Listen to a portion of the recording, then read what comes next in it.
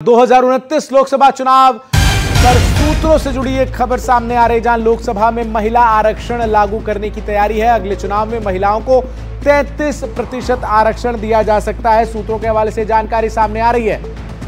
2029 लोकसभा चुनाव से पहले होगा परिसीमन, सूत्र ये भी बता रहे हैं। अखिलेश शर्मा हमारे सहयोगी अधिक जानकारी साझा करने के लिए इस वक्त हमारे साथ फोन लाइन पर जुड़ गए।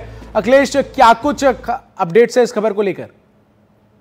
जो परिसीमन है 2026 तक, उस पर फ्रीज है, लेकिन चूंकि जनगणना की घोषणा की जा चुकी है गृह मंत्रालय की ओर से, साथ ही इसमें यह भी कहा गया है कि 2027 के अंत तक जो जनगणना है उसके अंतिम आंकड़े आ सकते हैं, क्योंकि इस बार डिजिटल तरीके से जनगणना होने जा रही है। तो इस लिहाज से माना जा रहा है कि सरकार का लक्ष्य यह है कि 2029 का जो लोकसभा चुनाव हो उसमें नारी वंदन अधिनियम, जो कि लोकसभा और राज्यसभा से पारित किया जा चुका है, अब कानून बन चुका है, जिसके तहत लोकसभा और विधानसभाओं में 33% सीटें महिलाओं के लिए आरक्षित है, उसे 2029 से लागू कर दिया जाए। ये सरकार की कोशिश है।